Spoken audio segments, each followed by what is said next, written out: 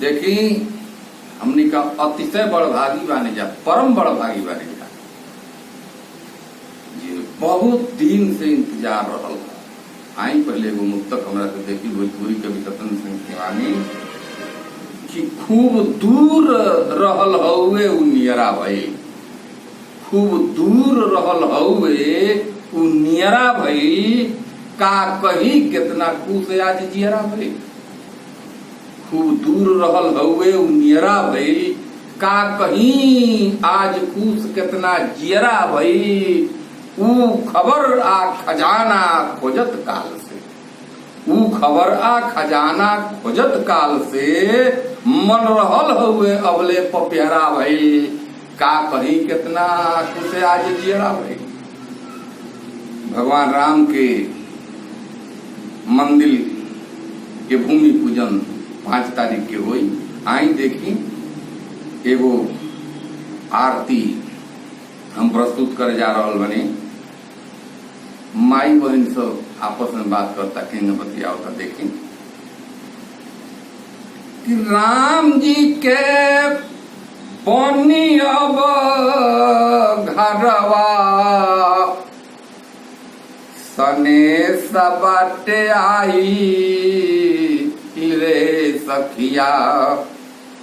राम जी के बनी है मंदिरवा, सने सबटे आयल रे सखिया। हिली मिली करना रतिया, अने साउधी आयल रे सखिया। हिली मिली करना रतिया, अने साउधी आयल रे सखिया। 500 बरिस के बखेड़ा, हटल हठेड़ा रे सखिया। 500 बरिस के बखेड़ा, हटल हठेड़ा रे सखिया। भेड़ा हो गई ले बड़ेरा, टूटल सब केड़ा रे सखिया। हिली मिली कर नायरतिया, अने साउधी आइल रे सखिया। सचहू 5 अगस्त सतयुग के याद दिला रहल बा, आभास हो रहल बा कि सतयुग के सत जागल, ललक रहे लागल रे सखिया। सतयुग के सत जागल, ललक रहे लागल रे सखिया। धर्म के धरती पूजई है, उठ न भागी जागल रे सखिया। धर्म के धरती पूजई है, उठ न भागी जागल रे सखिया।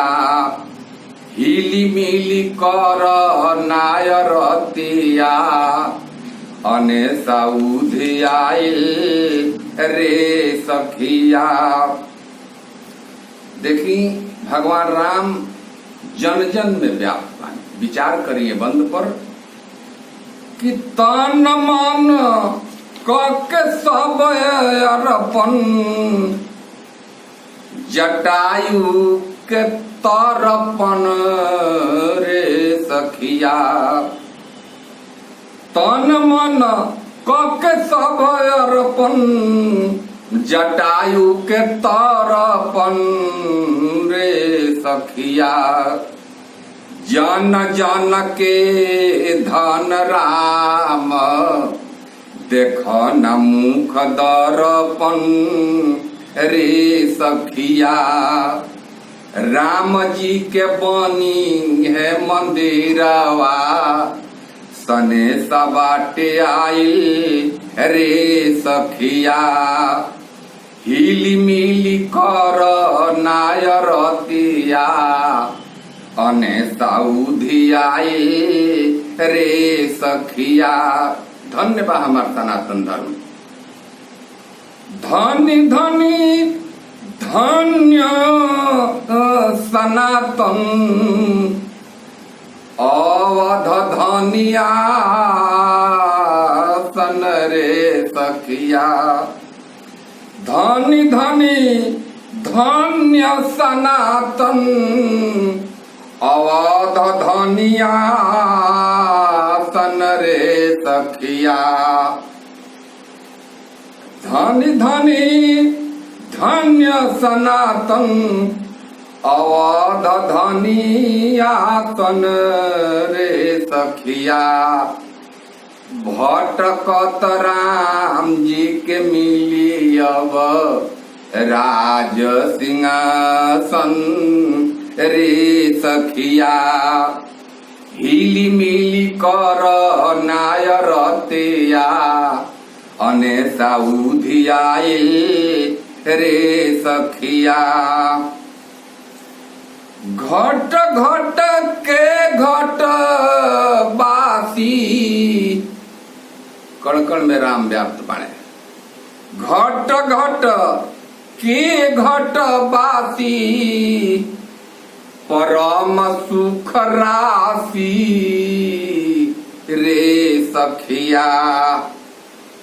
हटल शिवानी के उदासी सिवान निवासी रे सखिया। राम जी के बनी है मंदिरवा राम जी के बनी अब घरवा सने सबाटे आइल रे सखिया। हिली मिली कर नायरतिया अने साउधी आइल रे सखिया। पारथी पूजत जुग बीतल भइल छाती शीतल रे सखिया।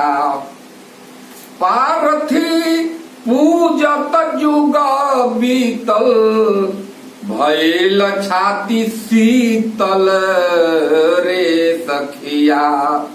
देखी लाइन वो सब खातिर समर्पित बा जे अपन सारा जीवन खपा दिले बा भगवान राम के मंदिर खातिर। पार्थिपु जत जुग बीतल भइल छाती शीतल रे सखिया। हारल हंस उड़ान भरत जग जीतल रे सखिया। राम जी के बनी है मंदिरवा सने सबाटे आइल रे सखिया। हिली मिली कर नायरतिया अने साउधी आइल रे सखिया। बहुत दिन से इंतजार हो रहल कि बाट जो हत तन थाकल नयन पथराइल रे सखिया। बाट जो हत तन थाकल नयन पथराइल रे सखिया। चरण गहना राजा राम के शुभ घड़ी आइल रे सखिया। राम जी के बनी अब घरवा सने सबाटे आइल रे सखिया। हिली मिली कर नायरतिया अने साउधी आइल रे सखिया। जन जन से हमार निहोरा बा कि 5 तारीख के घर घर में चौका पूरे के बाद घी के बाती जरा के भगवान राम के अगवानी करे के बा कि घरे घरे चौका पुराई दियवा पराई रे सखिया। तो ऐतिहासिक दिन याद रही 5 अगस्त 2020। धन्य धन माननीय मोदी जी, योगी जी।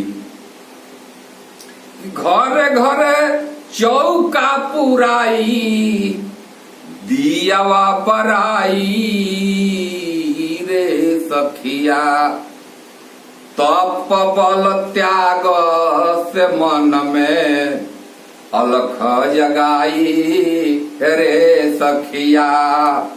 राम जी के बनी है मंदिरवा सने सबाटे आइल रे सखिया। हिली मिली कर नायरतिया, हिली मिली कर नायरतिया अने साउधी आइल रे सखिया। हिली मिली कर नायरतिया अने साउधी आइल रे सखिया। जय श्री राम।